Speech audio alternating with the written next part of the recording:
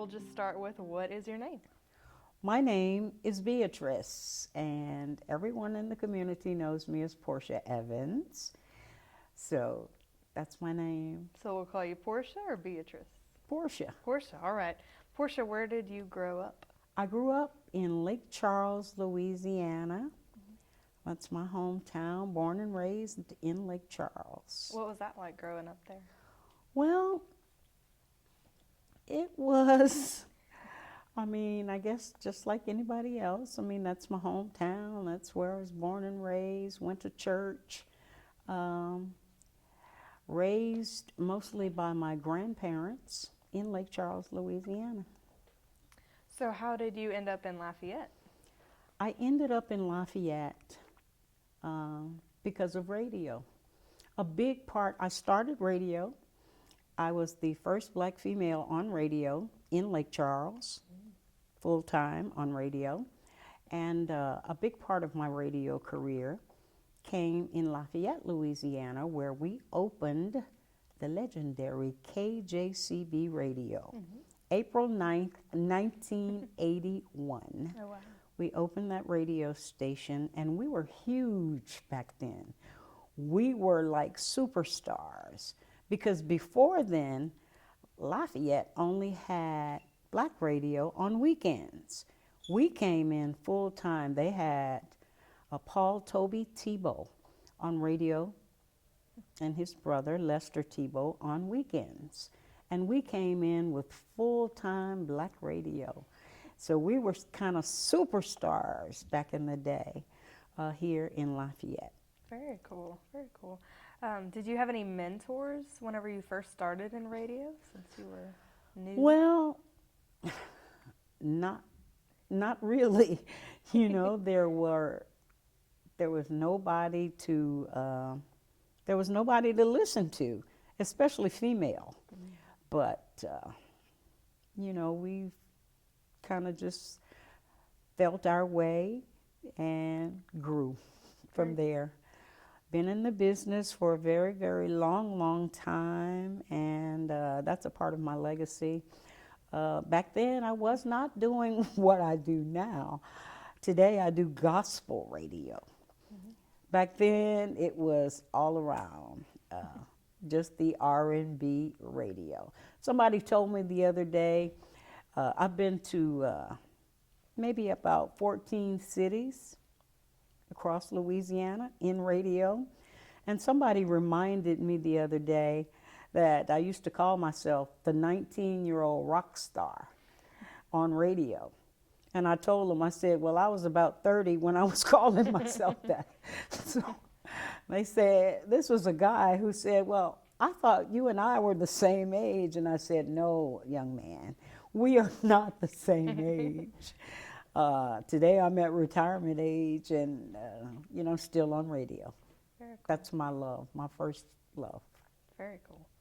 Tell me how you first got involved with AOC. I first got involved with AOC because I was working for an agency who wanted to do television and asked me to do it. And I said, I don't know. I had done some form of television in Lake Charles, but I came here, Mr. Walter Guillory at the Lafayette Housing Authority asked me to do television. And I came to AOC and found out that you needed producers, you needed people to do it, and I've been here quite a long time. I really don't know how many years, but it's been quite a long time. And what I did was enlist the service of kids to produce my TV show. And I do it still mostly because of the kids. They love it.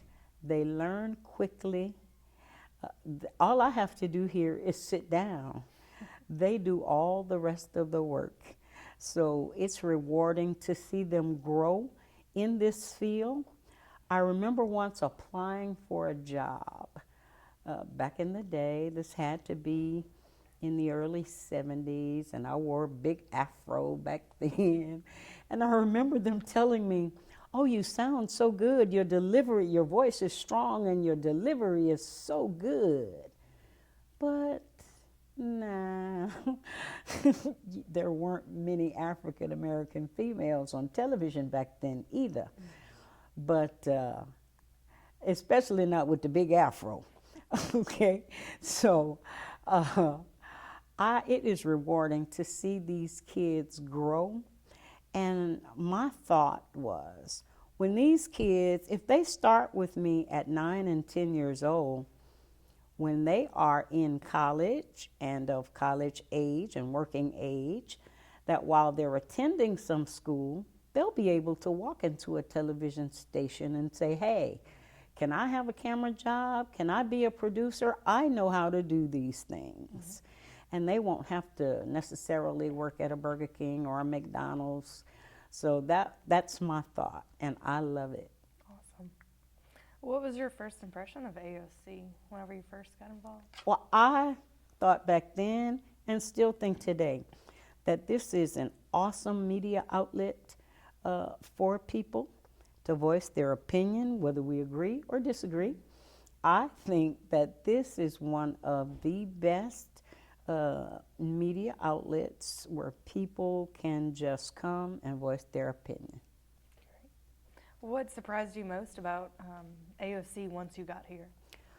What surprised me most was how organized it was how I got to learn myself how to do a lot of things, how upgraded the equipment was here, how they change all the time, and how they just implement, change into what's going on here. Great. What's your dream project to work on? Here? Sure. Really, honestly, I would like to do a kids cooking show here at AOC. There's some talent out there, and I just love these kids. I lost my only child to murder, and since then I have just acquired so many sons and daughters in the community that it's just rewarding to be around these kids. They keep me young. They teach me things that I have no idea about. But I would like to do a kids cooking show. Definitely. Here at AOC. Would you be the judge, or is it a competition, or is it just? Not necessarily. I just want to expose their talents. Very cool. Very cool. What are you looking forward to in 2017? Well, I'm just looking forward to continuing to doing what I do, which is work multiple jobs around a community every day. Just keep getting up. That's what I look forward to in 2017. I don't know. Maybe I'll come back to that question. Sure. Try to ask it in a different way later. Yeah. Too funny. Are you a reader, or what are you reading right now? I am a voracious reader. I tell people all the time, I can't have any passengers in my car because my car is full of books. I read at least a book a week, at least. And I'm reading a Danielle Steele right now. I read everything, however. Everything. But yes, I'm a reader. Definitely. People who know me and know me well, they know that every time I have a spare minute, if I'm waiting for somebody to come in and out of the store, I've got the book in my hand. I don't know. It's a wonder I don't pick it up at a red light. Oh. But that's how much I love reading. I encourage reading, and I remember why and when I started to read. And that was when my grandmother, who could not read at all, introduced me to the library. She introduced me to the library, and when I was a young girl, and ever since then, I've been a reader. That's great. That's great. Yeah. Do you have any favorite characters Well, that stand not out? not really. I read a book recently, and it was about the old Louisiana mobster, Carlos Marcellus. And he made a statement in that book that just stuck with me. And the statement was, if a fish never opens its mouth, it'll never get caught. And I said, you know, he is absolutely right. We need to shut up sometime. But not really, I mean, I just read so many. You know, I've read some wonderful works. I love history. I love African American authors. And I read that, mostly that. I read romance. Like I said, I read anything. Sure. What did you want to be when you grew up? Really, I wanted to be an actress. You know, that was my dream. I attended Grambling State University. My major is in speech. My degree is in speech, and I came out of Grambling. I directed a lot of plays in my community. I was pretty good at that, better at that than in radio, I think. That's always been like I don't know, something in the back of my mind thing, that I could do something like that. I don't know. Did you have any favorite singers when you were growing up, or movies, or? Most of my favorite singers were gospel singers. And I loved all the R&B singers too. You know, that's kind of my field. So I can't distinguish one, but most of them were gospel singers. I play a lot of what I grew up with on radio today, and people love it. Definitely. Timeless. I mean, I tell them, you know, old school gospel is just like old school R&B. It's never going anywhere. Never going anywhere. Very cool. Who were your childhood heroes? My childhood heroes was, first of all, Rosa Parks, because she never got up out that seat, and had this little stubbornness about her. I read about the gentleman today who just died, Mr. Eilich was his name, in Chicago, that paid her rent after that bus incident. And he just died this week, and nobody knew that story. He secretly paid her rent because she had gotten robbed at 81 years old, and he wanted her in a better apartment. And Rosa Parks was one of my heroes. I had another hero, and her name was a lady called Brenda Backrack. She was my teacher when integration happened. This lady introduced me to a world that I never knew, and that was Black artists, just the world. You know, I never knew a lot of people existed until she came along. So she was one of my big heroes, and she still is. She's the godmother of my son. I loved her just that much. Taught me so much. Very cool. What is your superpower? Jesus Christ. Good. And the only power I know. That is my superpower. What is your spirit animal?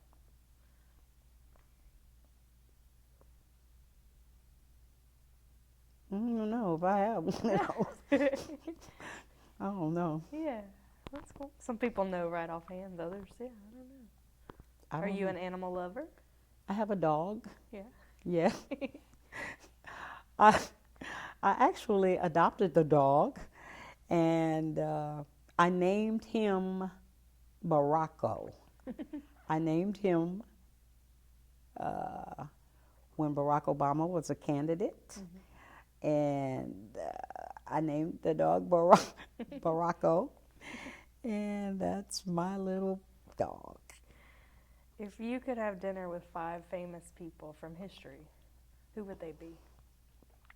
From history, I would have dinner with Rosa Parks.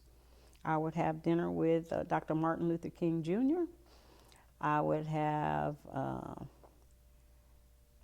dinner from, it got to be from history. Okay. Oh, it doesn't have to be. Well, Who would you have dinner let with? me think. Yeah.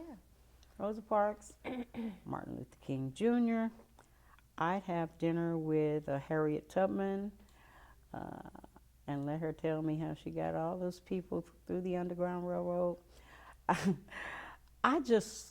I love the elders. I always say some of the best lessons of my life were learned at the feet of my elders. You know, I encourage these young people that I'm around to listen to your elders. Sometimes they sound crazy. Sometimes they can tell you the weirdest things. But as you grow older, you realize that what they're saying is true. My grandmother was a big influence on me. She was a midwife, and she was born in 1900, delivered a lot of babies down my street in Lake Charles, and she had a Bible, and the old Bible is still there today, and it really showed how people paid her back in the day. And sometimes it was in fruits and vegetables. Sometimes it was just all kinds of things. And how she'd care for these babies and tell these young mothers what to do and what not to do. And she'd be sitting around telling some of these stories, and they were hard to believe. But you know, as I grow older and as I read more, I find out that a lot of that stuff really, really mattered. And it was just amazing. Very cool. What's one thing that few people know about you?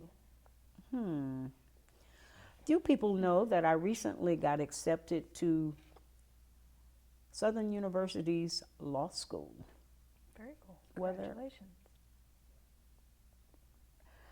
it would be a journey for me to attend at this age in my life, especially working 3 jobs at the moment, but and doing AOC, but maybe.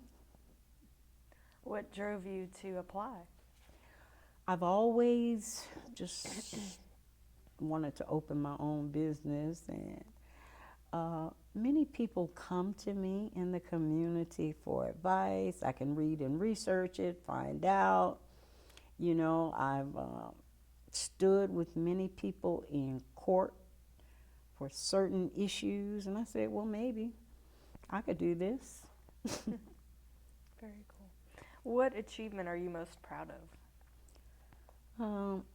I'm most proud of my achievement.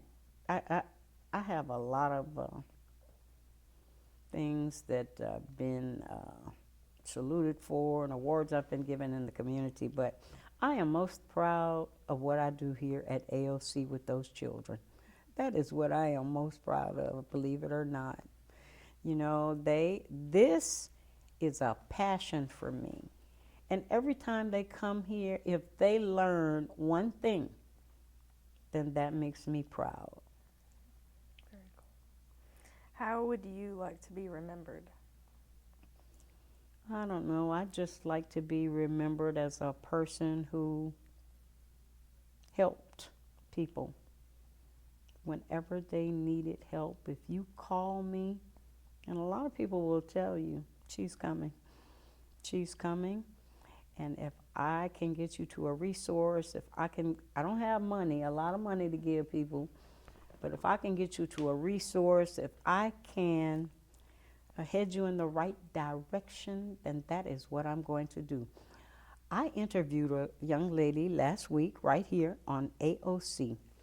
The young lady was sentenced to 47 years in prison. She got released after 22 years. I thought this interview was about murder. I really, really did, before I knew her story. It was not about murder. It was about a young girl being in love and the choices and decisions that she made at that time in her life. It was a story about a young girl whose parents did not want her to be involved with this young man. And what she did was she took a sawed-off shotgun and broke him out of jail. She broke the young man out of jail and was sentenced to 47 years for that crime. He already was convicted of armed robbery. They stayed gone for 8 days before they got caught, got married. That couple is still together today.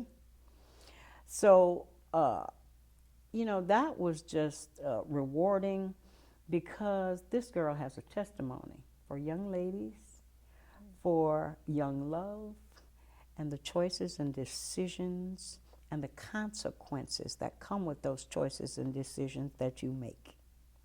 That was a wonderful story. She and I have been communicating ever since.